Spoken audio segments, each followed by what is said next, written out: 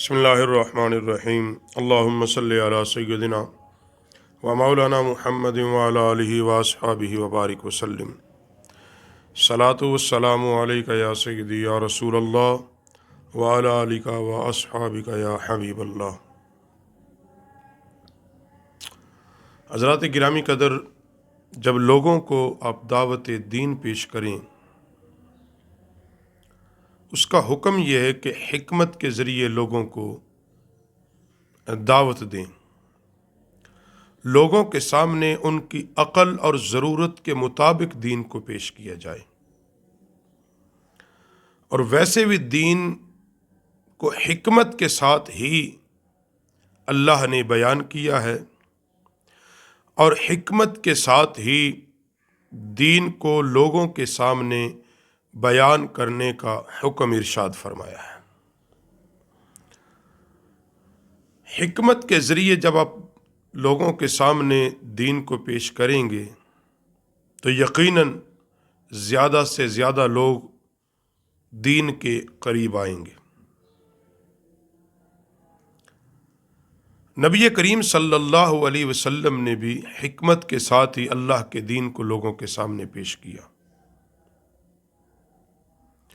اس کے بارے میں کثیر احادیث مبارکہ موجود ہیں۔ پہلی حدیث جس کو امام بخاری علیہ رحمہ نقل کرتے ہیں کہ حضرت ابن عباس رضی اللہ تعالی عنہما فرماتے ہیں کہ نبی کریم صلی اللہ علیہ وسلم نے حضرت معاذ بن جبل کو اہل یمن کی طرف بھیجا تو ان سے فرمایا، تم اہل کتاب قوم کی طرف جا رہے ہو۔ نبی علیہ السلام نے معاذ بن جبل کو اہل یمن کی طرف بھیجا، اور یمن کے بسنے والے اہل کتاب تھے، زیادہ تر یہود و نصارہ پر مشتمل تھے۔ تبلیغ کے لیے بھیجا، ان کو تک دین پہنچانے کے لیے بھیجا۔ تو نبی علیہ السلام نے فرمایا کہ پہلی چیز جس کی طرف تم انہیں دعوت دو وہ یہ ہو کہ وہ لوگ اللہ کی توحید کو مانیں۔ سب سے پہلے ان کے سامنے توحید پیش کرنا، ان کے ذہنوں میں یہ بات ڈال دینا، اللہ کے سوا کوئی معبود نہیں، اللہ وحدہ لا شریک ہے۔ جب وہ اسے سمجھ جائیں، اس پر پختہ ہو جائیں، اس پر یقین کر لیں، کامل ایمان لے آئیں، تو حضور نے فرمایا پھر انہیں بتانا کہ جس اللہ کو تم مانتے ہو، جس کی وحدانیت و توحید پر ایمان لا چکے ہو، اس اللہ نے تم پر دن اور رات میں 5 نمازیں فرض کی ہیں۔ نمازوں کی انہیں پھر تلقین کرنا، پھر جب وہ نماز پڑھنے لگ جائیں، نماز کی عادی ہو جائیں، پھر انہیں بتانا کہ اللہ نے ان کے مال میں سے زکوٰۃ فرض کی ہے، جو ان کے امیر سے لی جائے گی، غریب کو دی جائے گی۔ اور پھر فرمایا جب وہ اقرار کر لیں، مان جائیں کہ زکوٰۃ اللہ نے فرض کی ہے، پھر فرمایا کہ پھر تم ان لوگوں سے زکوٰۃ وصول کرنا، اور جب زکوٰۃ وصول کرنا تو اچھا اچھا مال نہ چننا، جس طرح کا وہ دیں اس کو وصول کر لینا۔ تو اس احادیث کے اندر حکمت کے ساتھ دین کو پھیلانے کا رسول اللہ اپنے صحابی کو تلقین، نصیحت، وصیت فرما رہے ہیں۔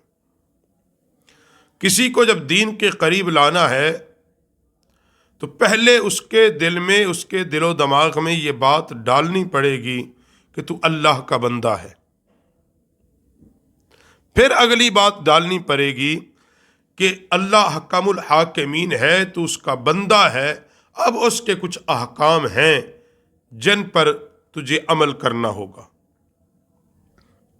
اب دوسری روایت حضرت عبداللہ پاک سے بن مسعود رضی اللہ تعالیٰ عنہ، حضرت عبداللہ بن مسعود لوگوں کو ہر جمعرات کا دن واعظ فرماتے تھے، ہفتے میں ایک دن جمعرات کو واعظ فرماتے، لوگوں کو اللہ کا قرآن نبی کا فرمان سناتے۔ ایک آدمی نے ان سے کہا، اے ابو عبد الرحمن، یہ آپ کا لقب تھا، میں چاہتا ہوں آپ ہمیں ہر روز واعظ و نصیحت کریں، ہر روز تبلیغ کریں۔ ہمارے یہاں بھی لوگ کہتے ہیں جی ہر نماز کے بعد درس دینا چاہیے۔ جی بعض جگہوں پہ ہوتا ہے کہ جی ہر نماز کے بعد جی مولوی صاحب درس دیں، وہاں فقط مسئلہ یہ ہے کہ مولوی کو پابند کرنا ہے، آپ بیٹھیں یا نہ بیٹھیں۔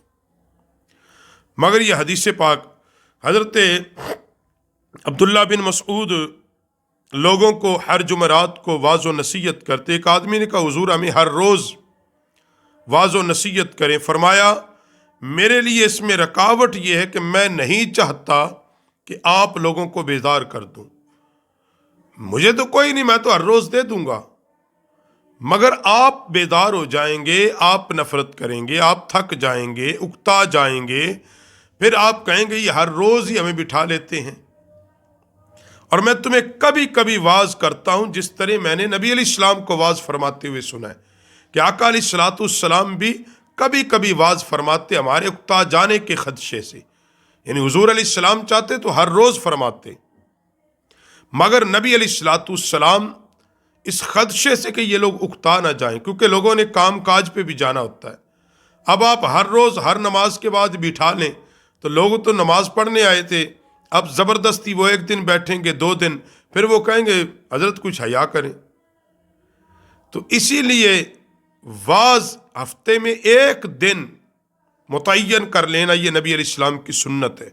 اس دن لوگوں میں اعلان کر دیا جائے کہ اس دن واعظ ہوگا، اور یہ جمعے کے دن واعظ ہوتا ہی، یہاں تو لوگ جمعے کے دن واعظ سننا گوارا نہیں کرتے، بڑے نپے تلے وقت پہ آتے ہیں۔ تو یہ بھی حکمت تھی کہ لوگوں کو اتنی دیر اتنا زیادہ واعظ بھی نہ کرو کہ وہ دوبارہ قریبی نہ آئیں دین کے، یا دین کی بات سننا گوارا نہ کریں، بلکہ مختصر کریں، جامع کریں، محبت بھری گفتگو کریں، ان تک ایک بامعنی با مقصد گفتگو ان تک چلی جائے، ایسی گفتگو فرمائیں۔ حضرت انس فرماتے ہیں کہ میں نے 9 سال تک رسول اللہ کی خدمت کی، میں نہیں جانتا کہ آپ نے مجھے کبھی یہ فرمایا ہو کہ یہ کام تم نے کیوں کیا، اور نہ ہی مجھ میں کبھی کوئی عیب نکالا ہو۔ یعنی فرماتے میں نے 9 سال رسول اللہ کی بارگاہ میں خدمت کی ہے، لیکن کبھی حضور نے مجھے نہ جھڑکا، نہ سختی کی، نہ یہ کہا تم نے یہ کام کیوں کر دیا۔ ہمارے ہاں تو 2 دن کوئی ہوتا، ہم اس کے ساتھ بیچارے سے جو کرتے ہیں وہ آپ بھی جانتے ہیں حاصل، مگر رسول اللہ صلی اللہ علیہ وسلم نے کیوں، یہ حکمت اسی میں تھی، اور نہ ہی کبھی کوئی اسی کام میں عیب نکالا، بلکہ اصلاح کی۔ اور پھر حکمت کیا ہے؟ حکمت میں آخری حدیث جس کو بخاری شریف میں نقل کیا ہے، انس بن مالک روایت کرتے ہیں کہ ہم ایک مرتبہ حضور صلی اللہ علیہ وسلم کے ساتھ مسجد میں بیٹھے ہوئے تھے، ایک دیہاتی آیا جو نہیں جانتا تھا مسجد کا کوئی ادب ہے، کوئی احترام ہے، کوئی مسجد کی کوئی عزت ہے، اس کو پتہ ہی نہیں تھا۔ آج بھی ایسے ہزاروں لوگ ہیں جن بیچاروں کو کوئی نہیں پتا کہ مسجد کا احترام بھی کوئی چیز ہوتی ہے، اس کو پتہ ہی کوئی نہیں احکام کا ہی کہ مسجد کہاں سے کہاں تک ہے اور مسجد کب شروع ہوتی ہے۔ تو فرماتے ایک دیہاتی مسجد میں آیا اور مسجد میں پیشاب کرنے لگ گیا، وہ کھڑا ہو کے۔ رسول اللہ صلی اللہ علیہ وسلم کے صحابہ نے کہا رک جا، اس کو روکنا چاہا، سختی کے ساتھ روکنا چاہا۔ آقا علیہ الصلوۃ والسلام نے فرمایا اس کا پیشاب نہ روکو، کرنے دو۔ اب یہ حکمت تھی، اب یہ حکم کوئی نہیں کہ جو مرضی کوئی کرتا رہے، مگر حکمت آگے دیکھیں کیا، اسے چھوڑ دو۔ انہوں نے اسے چھوڑ دیا حتیٰ کہ وہ پیشاب سے فارغ ہو گیا، اس نے پیشاب کیا۔ نبی علیہ الصلوۃ والسلام نے اسے اپنے قریب بلایا، فرمایا، پھر اس کو سمجھایا، فرمائی یہ مسجدیں اللہ کا گھر ہوتی ہیں، مسجدوں جیسی پاک جگہ پیشاب کے لیے نہیں ہوتی، نجاست کے لیے نہیں ہوتی، یہ تو اللہ کے ذکر کے لیے ہیں، نماز کے لیے ہیں، قرآن کے لیے ہیں، تسبیحات کے لیے ہیں۔ یا صحابہ کہتے پھر رسول اللہ نے اس کو سمجھایا، جیسے بھی سمجھایا، اور اس قدر سمجھایا کہ وہ سمجھ گیا. اس نے کہا آئندہ میں یہ کام نہیں کروں گا. پھر آپ علیہ الصلوۃ والسلام نے حاضرین جو صحابہ بیٹھے تھے حکم دیا ان میں سے ایک آدمی کو کہ جا پانی کا ڈول لا اور اس کو ڈال دے، یعنی اس کو پاک کر دے، پیشاب کو دھو دے، مسجد کو پاک کر دے. تو یہ حکمت تھی. نبی علیہ الصلوۃ والسلام نے اس کو محبت سے جب سمجھایا اس کی بات سمجھ میں آ گئی. تو بیان کرنے کا مقصد یہ ہے عزیزان گرامی قدر کہ دین کو حکمت کے ساتھ، واضح و نصیحت کو حکمت کے ساتھ، کیونکہ حضرت اماں عائشہ الصدیقہ فرماتی ہیں کہ نبی کریم صلی اللہ علیہ وسلم نے فرمایا لوگوں سے ان کے مرتبے کے مطابق پیش آیا کرو. یہ بھی ایک حدیث ہے. لوگوں کو ان کے مرتبے کے مطابق، ان کی شان کے مطابق پیش آیا کرو. کوئی غریب ہے تو اس کو سامنے آپ متکبر نہ بنے، امیر زادے نہ بنے، غریب کو غریب بن کے پیش آئیں. اگر کوئی امیر ہے اس کو اگر دین پہنچانا پھر اسی انداز میں پہنچانا پڑے گا. یہ بھی یاد رکھو، اس کو اسی انداز میں دین پیش کرنا پڑے گا. اسی لیے تو فرمایا یہ آج کے علماء کا جو فتویٰ ہے وہ اس بات پہ ہے. ورنہ حضور کی سیرت کیا ہے کہ جیسا بھی لباس ہو آپ پہن لیں، صاف ہونا چاہیے، پاک ہونا چاہیے، پیوند بھی لگے ہوں تو پہن لیں. مگر آج کے دور میں علماء کا فتویٰ کیا ہے؟ بزرگان دین نے فرمایا کہ ایک عالم دین کو ایسی، جب وہ کہیں ایک عام لوگوں کے پاس جائے، کسی مجلس میں جائے، دنیا دار لوگوں کے پاس جائے، تو فرمایا اس کو جو جوتی ہے وہ اتنی اعلیٰ اور افضل پہننی چاہیے کہ وہ لوگ اس کی جوتی کو ایک بار دیکھیں، اس کے چہرے کو نہ دیکھ سکیں. اس قدر ان پہ رعب طاری ہو جائے. کیوں؟ کیونکہ وہ سمجھتے ہیں کہ جو مولوی ہیں، جو دین پڑھنے والے بڑے غریب ہیں، یتیم ہیں، کیا کرے دین پڑھا کے بچوں کو. کہتے اس شان بان سے پیش ہوں تاکہ وہ کہیں کہ ہم اپنے بچوں کو دین پڑھائیں. ان کے اندر دین کی رغبت ہو اور وہاں نیت بھی یہی ہو، دوسری کوئی نیت بھی نہ ہو. نیت بھی یہی ہونی چاہیے کہ اس میرے کردار سے یہ لوگ دین کے قریب آ جائیں، میں ان تک رسول اللہ کے دین کی بات پہنچا سکوں، میں ان تک دین مصطفیٰ پہنچا سکوں. تو احباب سی وقار، یہ جتنی احادیث میں نے آپ کے سامنے، مزید احادیث ہیں اور قرآن پاک بھی اس کی گواہی دیتا ہے. مواعظ الحکمہ، حکمت کے ساتھ جو ہے لوگوں تک دین، اللہ اپنے حبیب کو کہہ رہا ہے حبیب حکمت کے ساتھ ان کے سامنے دین پیش کیا جائے. تو قرآن پاک کی سینکڑوں مثالیں ہیں. یہ حکمت تھی نا کہ جو نئے نئے لوگ مسلمان ہو رہے تھے، اب زمانے جہالت میں تو کوئی شراب پی رہا تھا، کوئی کارخانے لگا رہا تھا، مگر یہ حکمت تھا کہ اللہ نے پہلا حکم دیا کہ اس میں نفع کم ہے، نقصان زیادہ ہے. پھر حکم دے دیا کہ اس میں نقصان ہی نقصان ہے، اور تیسرا حکم دیا کہ حرام قطعی ہے. تو پہلے دو حکم حکمت کے تحت تھے، اور تیسرا حکم پہلے دونوں حکموں کو منسوخ کر گیا.